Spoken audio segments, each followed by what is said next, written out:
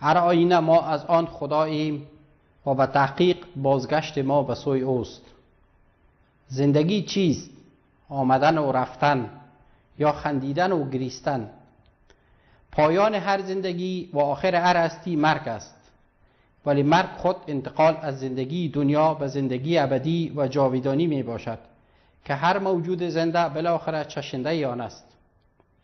به سلسله سفر کاروان زندگی به سوی ابدیت، مرحوم مغفور جناب دگربال نصرالدین خیرزاده مشهور به شرقی که از سالیان طولانی به عنوان پناهنده سیاسی در شهر اسن کشور آلمان زندگی می کرد، به روز دوشنبه مورخ 4 جون 2012 میلادی داعی اجل را لبیک گفته و به دار ابدی شتافت.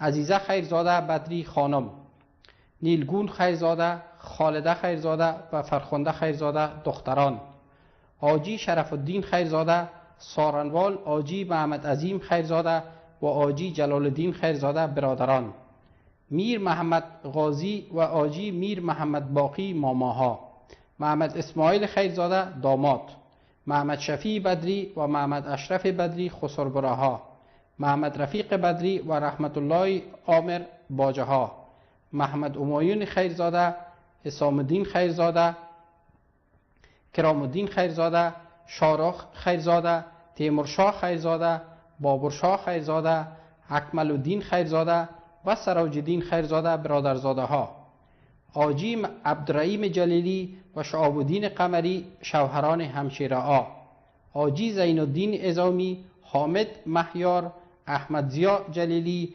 عبدالحکیم جلیلی، جاوید جلیلی، زلمه احمدی، ارسلان بیگزاد و شعیب قمری خواهرزاده ها، فضل الدین قمری پسر کاکا و باقی فامیل های خیرزاده، قمری و بدری.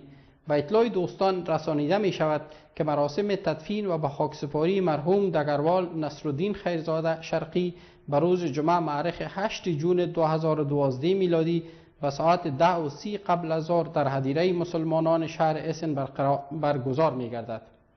همچنان مراسم فاتحه مردانه و زنانه آن مرحوم در عین روز جمعه از ساعت 2:30 الی 4:30 بعد از ظهر در مسجد جامع حضرت محمد مصطفی صلی الله علیه و سلم واقع شهر اسن منعقد می گردد. از تشریف آوری و غم شریکی شما عزیزان در این غم بزرگ قبلا ابراز سپاس و شکران نموده، حج و ثواب بی پایان الهی را از بارگاه رب العزت برای شما مسئلت داریم. آدرس هدیره مسلمانان شهر اسن هلو فریدهوف هلو اشتراسه در شهر اسن، آدرس مسجد جامع حضرت محمد مصطفی صلی الله علیه و سلم هتمن اشتراسه 92 در 45143 شهر اسن منطقه التندورف، روز جمعه 8 جون از ساعت 2:30 الی 4:30.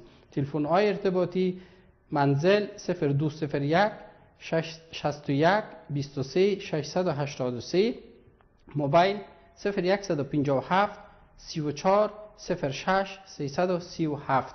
انا لله و انا الیه راجعون. شبکه جهانی آریان افغانستان و همکاران شبکه به مناسبت وفات مرحوم دگربال نصرالدین خیرزاده به تمام فامیل محترم خیرزاده عرض تسلیت داره. از بارگاه رب العزت برای متوفا جنت فردوس برین و برای فامیل محترم خیرزاده صبر و حجر جزیل استدعا دارند. انا لله و انا الیه راجعون.